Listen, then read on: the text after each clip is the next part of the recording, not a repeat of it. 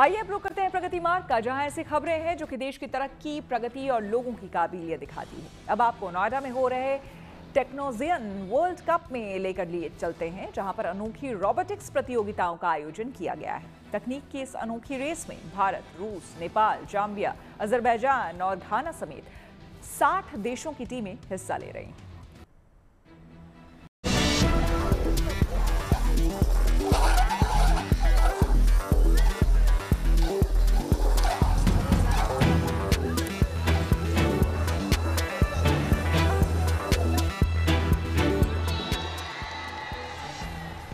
ये तकनीक का मुकाबला है। ये भविष्य को बेहतर बनाने की रेस है। ये टेक्नोशियन वर्ल्ड कप 9.0 की झलक है। नोएडा में चल रही इस अनोखी प्रतियोगिता में आपको रोबोट रेसिंग और फुटबॉल से लेकर कॉम्बैट फाइट्स तक तमाम इवेंट्स देखने को मिल जाएंगे। इस इंटरनेशनल रोबोटिक्स प्रतियोगिता में भारत, रूस, नेपाल, जाम्बिया, अजरबैजान और घाना समेत 60 देशों की 3300 से ज्यादा टीमें हिस्सा ले रही हैं। All India council for robotics and automation यानी AICRA ने इस प्रतियोगिता का आयोजन किया है।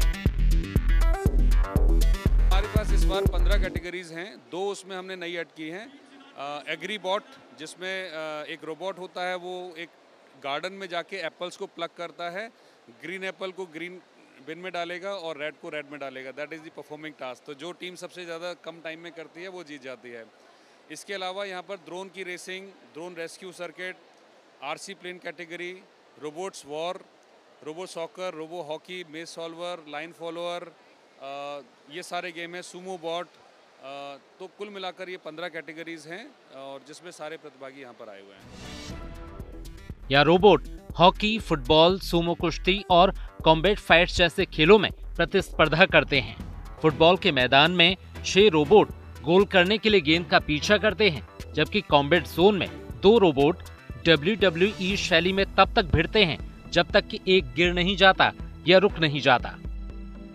इस प्रतियोगिता में भारत के स्कूली बच्चे भी बढ़ चढ़कर हिस्सा ले रहे हैं। इन 3 छोटी बच्चों को देखिए आप, तीनों ही लड़कियां हैं, पटना से आई हैं और इन्होंने अभी फुटबॉल में इनके रोबोट्स ने हिस्सा लिया। देखिए इन सबके हाथ में रिमोट भी है। हालांकि अभी यहाँ पे गेम हारी है, लेकिन इनकी उम्र देखिए आप, और पहली बार इन्होंने किसी कंपटीशन में अपने रोबोट के साथ हिस्सा लिया था। क्या नाम है आपका? आद्या। आद्या, आप कहाँ से हो आप? पटना। अच्छा, आप तीनों पटना से ही हो? हाँ। अच्छा, ठीक है। ये रोबोट आप लोगों ने बनाया था? यस। और खुद ही चलाना सीखा उसको रिमोट से? यस। कितने दिन में बनाया है रोबोट? 2 दिन में। 2 दिन में बना दिया? हाँ। सुमो बोट कैसे होता है, थोड़ा बताओ हमें। देखो, सुमो बोट में क्या होता है, 2 राउंड रहते हैं पहले तो 2 राउंड में अगर एक राउंड हम लोग जीते और एक राउंड ओपोनेंट जीते तो तीसरा राउंड होता है। तो ये रिंग रहती है, रिंग वाइट कलर की। अगर उसके बाहर हमारे व्हील्स या बोट चला जाए तो हार जाते हैं हम लोग। तो एक जो पॉइंट रहता है वो उनको मिल जाता है। तो ऐसे 3 या तो 2 रहते हैं। अगर हम लोग 2 जीत गए तो फिर गेम हो गया, हम लोग जीत जाएंगे। यहाँ रोबोटिक्स की प्रदर्शनी भी लगाई गई है। पुणे के स्कूली बच्चों ने एक डिफेंस रोबोट भी बनाया है, जो बारूदी सुरंगों का पता लगाने और घुसपैठियों पर गोलीबारी करने में सक्षम है।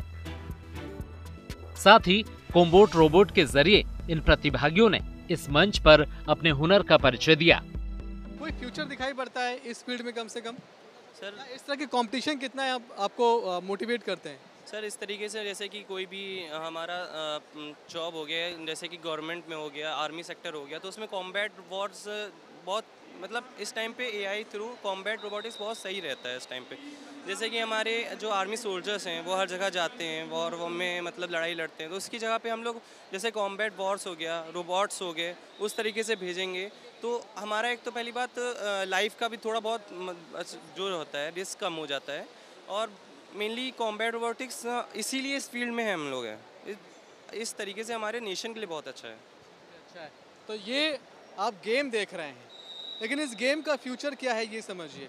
ये लड़के वो रोबोट तैयार कर रहे हैं जो आने वाले वक्त में जो फ्यूचर वॉर्स हैं उसमें पार्टिसिपेट करेंगे, जो भविष्य की लड़ाइयाँ हैं उसमें इसी तरह से सैनिक न जाकर इस तरह के कॉम्बैट रोबोट्स आएंगे जो कि नतीजा तय करेंगे। हालांकि अभी ये भविष्य की बात है, लेकिन वो दिन बहुत दूर नहीं जब इस तरह के कॉम्बैट रोबोटिंग आपको आर्मी में या फिर आपको बड़ी बड़ी लड़ाइयों में अलग अलग देशों के ज़रिए इस्तेमाल होते हुए दिखाई पड़ेंगे। कैमरामैन शैलेंद्र के साथ Manish Chaurasia, good news today, Noida.